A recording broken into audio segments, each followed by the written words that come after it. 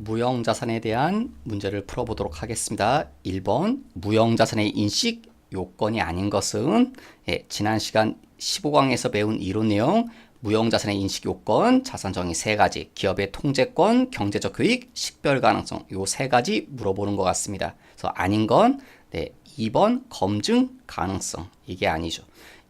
그럼 2번 문제도 쉽게 맞출 수 있겠네요. 1번하고 2번은 사실상 같은 문제니까 아닌 거 뭔가요? 예측 가능성 예죠. 1번이 정답. 3번 무형자산에 속하지 않는 것. 산업재산권 대표적인 무형자산이죠. 여러분 산업재산권은 여러 개를 합쳐놓은 말입니다. 여러분 우리나라의 산업재산권 지금 이렇게 4가지죠. 여러분 들어보신 거 특허권, 뭐 상표권, 의장권, 실용신안권 요 4가지를 산업재산권이라고 하죠.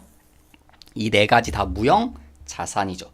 저작권은 많이 들어보시죠. 요즘 뭐 가끔 뉴스 보면 뭐 이렇게 저작권 때문에 뭐 소송 걸고 막 그런 문제 나오죠. 여러분 라이선스, 프랜차이즈는 뭐 여러분 뭐 많이 들어보셨을 거고 길 가다 그런 것들. 네, 답은 4번 임차 보증금입니다. 이건 기타 비유동 자산입니다. 임차 보증금.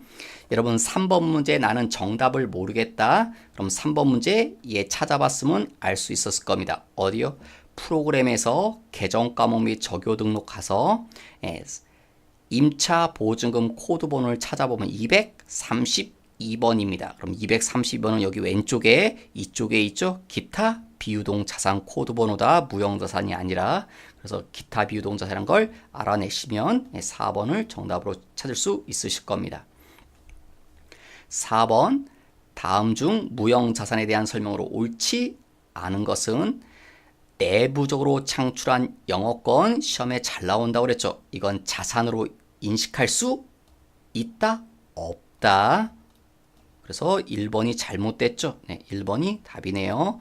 5번 잘못된 것은 무형자산의 요건 3가지 써있네요. 맞는 말이죠.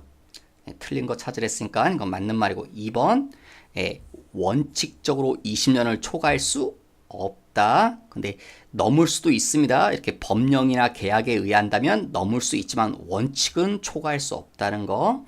그 다음 3번째 상각은 사용 가능한 때부터 시작한다. 취득한 시점이 아니라 사용 준비가 다 돼서 사용할 수 있으면 그때부터 상각을 시작한다. 4번째 이미 뭐로 해야 돼요? 비용으로 인식한 지출도 무형자산의 원가로 인식할 수 있다. 이 말은 뭐냐면 비용으로 했는데 나중에 가서 이걸 뭐로 바꾸겠다는 거예요? 자산으로 바꾸겠다. 무형자산의 원가란 말은 자산 처리한다는 거잖아요. 근데 비용으로 했는데 이걸 이렇게 바꾸겠대요. 여러분 그럴 수 없습니다. 4번이 정답. 잘못된 표현입니다. 여러분 비용과 자산은 하늘과 땅 차이입니다. 자산은 되게 중요한 거기 때문에 비용이 중요한 게 아니라 자산이 중요합니다. 그래서 비용을 함부로 이렇게 자산으로 바꿀 수 없습니다. 여러분 이런 걸 보고 뭐라고 하냐면 장부 조작입니다. 여러분 뉴스에 보시면 뭐 분식회계 했다 이런 말 나오시죠. 여러분 이게 분식회계가 이게 지금 분식회계 하나의 방법입니다. 비용을 자산 처리하는 것들. 그 다음 6번 무형자산에 관한 설명으로 옳지 않은 것. 1번 3개의 자산의 요건 3가지 써있네요. 2번째 20년을 초과할 수 없다. 그런데 무형자산의 내용 연수가 독점적 배타적 권리를 부여하고 있는 관계 법령에 따라 20년을 초과하는 경우에도 여러분 관계 법령에 따라 20년을 초과하면 20년을 초과할 수 있죠. 이거는 원칙이란 소리인데 법령에 따라 20년을 초과하면 그때는 초과하는 거죠. 그러니까 2번이 지금 잘못된 표현이죠. 여러분 3번은 잔존가치는 없는 거다. 4번은 뭡니까? 여러분 뒤에 이게 뭡니까? 이게 내부적으로 창출한 뭐예요? 영어권을 지금 얘기하고 있죠. 브랜드, 고객 목록 이런 거 영어권의 범위에 들어가는 거죠. 내부적으로 창출한 영어권은 자산으로 할 수 없다. 맞는 말이죠. 7번 잘못된 것은 무형자산이란 식별 가능하고 통제하고 있으며 경제적 효익은 비화폐성. 그런 말 나오고. 2번 합리적 방법을 정할 수 없을 땐 정률법이 아니라 정액법으로 하셔야 되죠. 요거 틀렸죠? 정액법으로 하는 거죠. 그래서 2번이 잘못된 표현이고 8번 개발비는 뭡니까 여러분? 무형 자산이죠. 개발비가. 그렇기 때문에 식별이 가능하고 경제적 효익이 있어야 되죠. 자산이니까. 두 번째 연구비는 뭐다? 비용이다. 맞죠? 개발비가 자산이고 연구비는 비용입니다. 3번 개발비 상가액은 판관비로 처리한다. 이거 잘못됐습니다. 얘가 오답입니다. 왜 3번이 잘못됐냐면 여러분 유형 자산은 취득하면 자산이죠 여러분. 그 다음에 이게 시간이 지나면 무슨 처리됩니까? 비용 처리됩니다. 무슨 과정을 통해서? 감가상각으로 비용 처리되죠. 무형 자산은 처음에 취득할 때 자산이죠. 얘도 무형 자산도 자산이니까 비용 처리됩니다. 여러분 자산은 어떻게 비용 처리됩니까? 감가상각이나 무형 자산은 감가상각이라고 안 하고 상각이라고. 그래서 이 과정을 통해서 비용 처리됩니다. 이때 이 비용들은 제조와 관련이 있으면 뭐로 하는 거고요? 제조 원가로 처리하는 거고 500번대 물건 만드는 거랑 관련이 있으면 그 다음 얘가 뭐랑 관련이 없으면요. 제조와 관련이 없으면 그때 뭐로 처리하는 겁니까? 판관비 800번대로 처리하는 겁니다. 그러니까 이렇게 두 가지로 나눠져야죠. 근데 지금 지문엔 이렇게 처리한다며요. 그냥 두 개로 나눠진다고요. 제조와 관련이 없을 때 판관비로 처리한다. 앞에 그 단서 조항이 빠졌죠. 무조건 판관비가 아니라 이렇게 제조 원가로 처리할 때도 있기 때문에 그래서 3번이 잘못된 표현입니다. 9번 무형자산에 대한 설명으로 올바른 것. 무형자산은 자산을 취득한 시점부터 시작한다. 상각은 틀렸죠? 아까 언제부터 상각은 시작해야 된다고요? 취득한 시점이 아니라 사용 가능한 시점부터. 잘못됐죠? 요 말이 사용 가능한 시점부터. 그러니까 1번을 바꿔야겠네요. 이거 틀린 말이니까 답이 아니죠. 올바른 거 찾으라고 그랬네요. 그러니까 이건 틀린 말. 두 번째, 사용을 중지하고 처분을 위해 보유하는 무형 자산은, 이건 여러분 지난 시간에 유형자산, 우리 12강에서 유형자산 배울 때 이런 말 있었죠. 12강 유형자산 때 감가상각을 중지할 수 있다. 언제 중지한다? 단순히 사용을 멈추면 중지한다 안 한다? 중지 안 합니다. 계속 감가상각 해나가는 겁니다. 어떨 때 중지해야 멈춘다? 처분 예정으로 멈추면, 그러니까 더 이상 사용할 생각이 없다는 거죠. 이러면 상각을 멈춥니다. 그러니까 2번 맞나요? 틀리나요 여러분? 처분을 위해서 사용을 중지했다고 그랬죠. 그러면 상각을 멈춥니다. 그래서 사용을 중지한 시점에 장부가액으로 표시되겠죠. 그 금액으로 계속. 2번 맞는 말이네요. 그러니까 올바른 거 찾으랬으니까 2번이 정답입니다. 3번은 그럼 왜 틀렸나 볼게요. 3번 무형 자산의 공정가치 또는 회수 가능액이 증가하면 상각은 증감된 가액에 의해서 기초한다. 이 말 틀렸습니다. 이거 왜 틀렸냐면 예를 들면 내가 이때 100만 원에 취득했다. 취득하면 이제 취득한 다음에 뭐가 이루어집니까? 상각이 이루어지겠죠. 그래서 상각을 쭉 해와요. 얼마가 상각이 이루어졌다? 50만 원이 상각됐어요.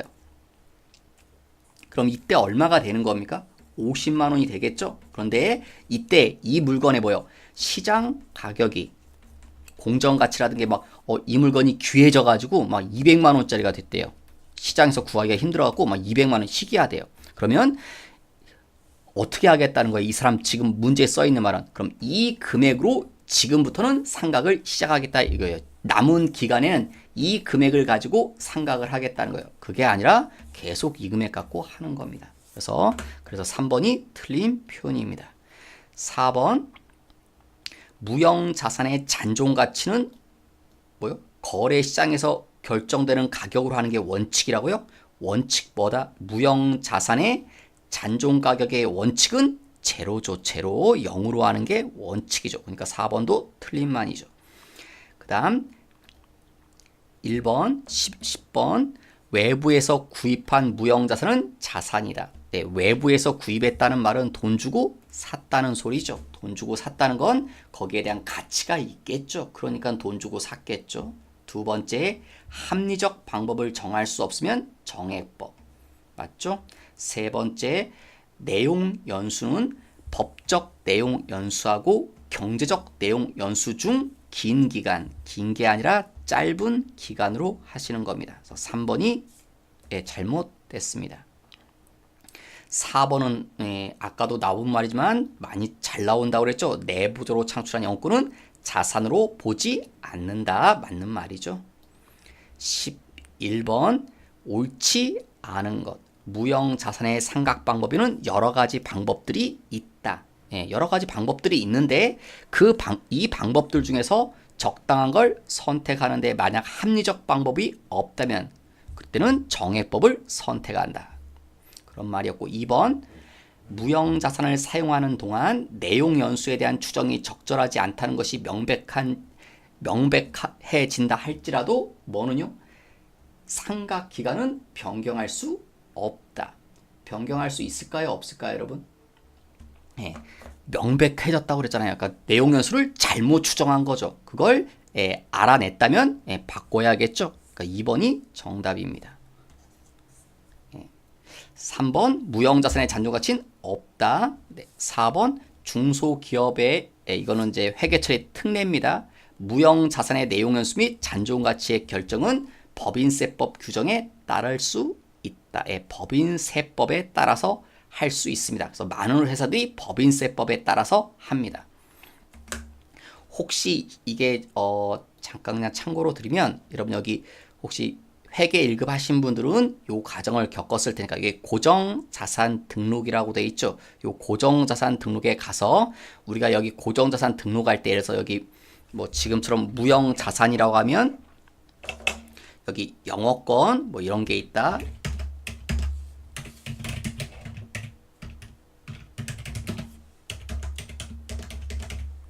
뭐 기초과에 뭐 이렇게 쓰고 막 할 때 여러분 여기 보신 분 있을지 모르겠는데 여기 내용 연수 상각률 쭉 해서 여기 연수별 상각률 나와 있고 옆에 보시면 뭐 여기 물음표 같은 거 있죠.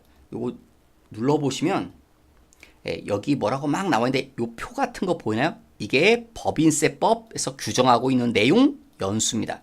그래서 실무적으로 대부분 이거를 많이 따라서 하죠. 거기 써 있는 말이 지금 여기 있는 규정을 따라서 할 수 있다는 겁니다. 그래서 혹시 이런 표현 들어보신 적 있으신 분들이 많을 텐데 여기 대표로 차 있죠. 차량 내용 연수 몇 년입니까? 5년. 그래서 아마 여러분 실무적으로 이런 말들 들어보신 분 많을 것 같아요. 차 몇 년 동안 상각한다? 5년이라고 많이 말 겁니다. 5년이 정답이 원래 그게 아니라 합리적 내용 연수를 하는 건데 이건 법인세법에 그렇게 돼 있는 겁니다. 기본이 5년이라는 거. 그래서 사람들이 그렇게 많이 표현하는 겁니다. 또 여기 보면 뭐 업종별 자산 여기 맨 끝에는 무형 고정자산 탭이 있죠. 이거 누르면 나오죠. 이게 법인세법에 있는 규정입니다. 법인세법에 있는. 그래서 법인세법에 따라서 내용 연수를 정할 수 있다. 이게 그런 말입니다, 여러분. 지금 거기 써 있는 말이 우리 회계 프로그램에 여기랑 연결되어 있는 그런 말이라는 의미입니다. 그래서 4번 맞는 말이라는 거고요. 그래서 정답은 2번이고 12번 무형자산에 대한 설명으로 틀린 것은 무형자산으로 정의되기 위한 세 가지 조건 여러 번 나오네요. 맞죠? 그 다음 잔존가액은 없는 걸 원칙, 상각은 사용 가능한 때부터 시작, 합리적 상각 방법을 정할 수 없으면 오답이죠. 정률법이 아니라 정액법. 그래서 4번이 잘못됐네요. 이게 답이네요. 13번 내부적으로 창출한 무형자산의 뭐요? 취득 원가는 이런 것들인데 다음 중 취득 원가에 포함될 수 없는 것. 무형자산 창출에 사용된 재료비, 용역비, 창출에 사용된 여러분 지난 시간에 요거죠. 취득 원가에 뭐라고요? 직접 관련되는 원가는 취득 원가다. 여기 그래서 보여드린 이유는 여러분 요거 재료비 용역비는 요 앞에 일부는 무형자산 창출에 사용된, 그러니까 뭐예요? 이게 직접 관련돼 있는 거죠. 그런 직접이란 말이 없지만, 그 다음에 3번은 노골적으로 써있죠. 직접 사용된, 그러니까 취득 원가라는 거. 그 다음 자본화 대상 금융비용, 이게 뭐였습니까? 이자, 금융비용이 이자 비용, 자보다는 자산 처리한다. 이자 비용은 원래 비용인데 예외적으로 자산 처리한다고 그랬죠. 네, 취득 원가. 정답은 2번입니다. 왜? 이건 창출하는 게 아니라 운용한다고 그랬죠. 무형자산을 운용하는 직원의 훈련과 관련된 지출은 이건 취득 원가로 하지 않습니다. 그냥 비용 처리합니다. 그래서 2번이 정답입니다. 요 13번 같은 문제 나올 때 보면 거의 다 얘가 답입니다. 2번 직원 훈련비. 그 다음 14번 틀린 것은 연구 단계, 개발 단계로 구별할 수 없으면, 연구 단계, 개발 단계로 구별할 수 없으면 어떻게 한다? 모두 연구 단계에서 발생한 것으로 본다. 그냥 비용 처리해라. 그래서 뭐다? 연구 단계에서 발생한 것으로 본다. 맞죠? 두 번째, 무형자산의 공정가치가 증가하면 그 공정가치를 반영해서 상각한다. 이거 오답이죠. 이건 위에서 나왔던 표현이죠. 이게 틀린 말이죠. 이게 답이네요. 2번이. 이거 몇 번 문제 나왔었던 거예요, 여러분? 위에 이 말하고 똑같은 말이죠. 14번의 보기 2번은요. 아까 요 말하고 같은 거죠. 네, 요 말. 9번 문제 보기 3번하고 같은 말입니다. 9번 문제 보기 4번 틀렸다는 거 말씀드렸죠, 여러분?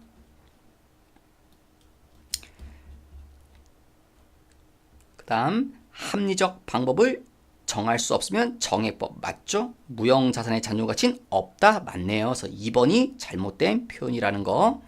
그 다음 전표 입력을 해보도록 하겠습니다. 프로그램 키시고.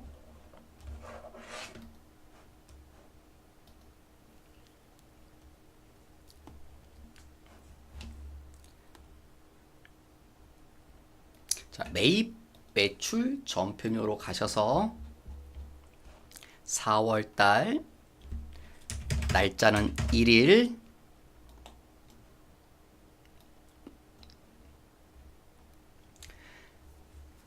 전자세액나수를 교부하였다. 11번 과세. 뭘 팔았나요? 특허권. 공급가는 부가세 포함해서 1,100. 그럼 앞쪽이 1000이고 뒤쪽이 100이어야겠죠? 공급 대가는 부가세 포함이란 말이 있으니까 거래처 송주.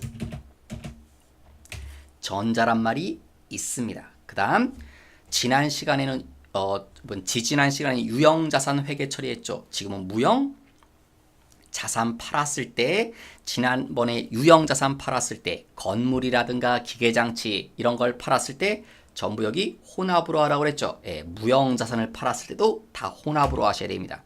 현금 외상 안 됩니다, 여러분. 전부 다 혼합으로 하시고, 뭐 꼭 외상이 꼭 안 되는 건 아닌데 혼합이 제일 편합니다, 여러분. 이럴 땐. 자, 그 다음에 여기 계정 과목 반드시 확인하시고, 제품을 판 게 아니죠, 여러분. 뭘 팔았다? 특허권을 팔았습니다. 그 다음 이 금액 수정해야 됩니다. 뭐로? 장부가로. 사라질 땐 장부에 써있는 숫자대로 사라진다는 거. 그래서 문제에서 장부가 나온 이유가 그겁니다. 그 다음 차변의 돈 얘기. 돈 받아야겠죠? 돈 뭐로 받는다? 통장으로. 얼마 받아야 됩니까? 1,100 받아야 되죠. 우리가 받을 돈은 이 돈이니까. 이러니까 빨간색 떠서 대차가 안 맞죠. 대변이 빕니다. 자, 우리가 한 행동이 뭐다? 팔았다, 처분. 대변을 메꿔야죠. 이익 났다는 증거죠. 처분, 이익. 뭘 팔아서요? 특허권이란 무형 자산을 팔아서 200만 원 벌었다는 거. 장부에 800만 원짜리, 그걸 얼마에 팔아요? 1000에. 그러니까 200이 남아야겠죠. 두 번째 2일날 세액야수를 발행했다. 11번 과세. 특허권을 팔았죠. 얼마에? 2,500에. 거래처는 성심.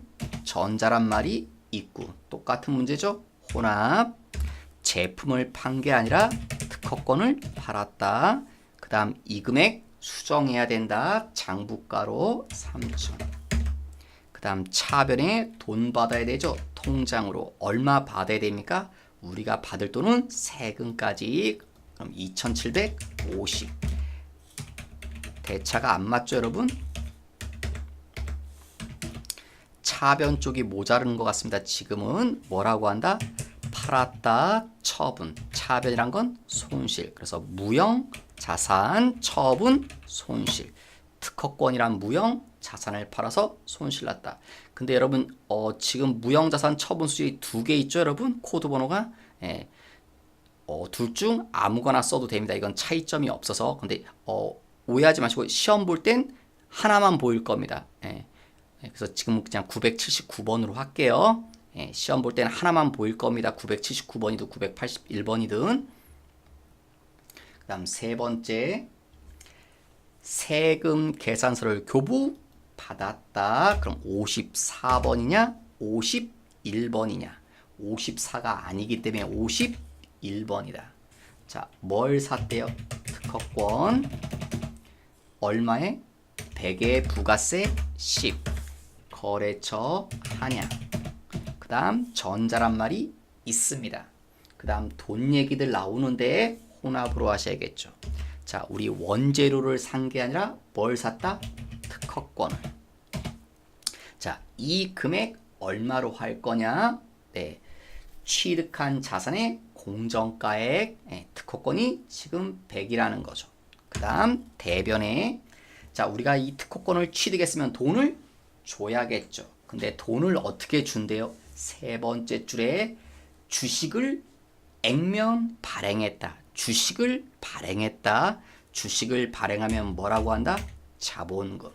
그 다음에 여기 무슨 금액 써라? 액면가. 액면가 얼마입니까? 5,000원. 전체 몇 주? 150주. 그럼 얼마요? 75만원. 그 다음 대변에 마지막에 나머지는 당좌 수표, 당좌 예금. 나머지가 얼마겠습니까? 네, 여기 우리가 110 줘야 되죠. 그러면 75만 원어치를 주식으로 줬고 나머지를 당좌 예금, 당좌 수표로 줬다고. 다음 4월 4일자 세액야서를 수치 54번인가 51번인가 51, 54가 아니래서 뭘 샀나요? 소프트웨어. 금액은 3,300. 부가세 포함해서 3,300이니까 앞쪽이 3,000, 뒤쪽이 300 되셔야겠죠? 거래처는 삼정. 전자란 말이 있습니다. 돈은요, 현금 줬다고 하네요. 1번 현금. 원재료 산 게 아니라 뭐 샀대요? 말 그대로 소프트웨어. 무형 자산 계정 과목이죠. 여러분 이런 회계 프로그램 있잖아요. 이런 회계 프로그램 이게 교육용이라서 그렇고 회사들은 이거 다 돈 주고 사야 되거든요. 그럼 이런 게 대표로 소프트웨어라는 무형 자산입니다. 이런 무슨 프로그램 같은 게 무형 자산 계정 과목 말 그대로 소프트웨어 사용하시면 된다는 거. 여기까지 해서 무형자산 문제들을 다 풀어봤습니다. 다음 시간에 나머지 자산에 대해서 알아보도록 하겠습니다. 수고 많으셨습니다.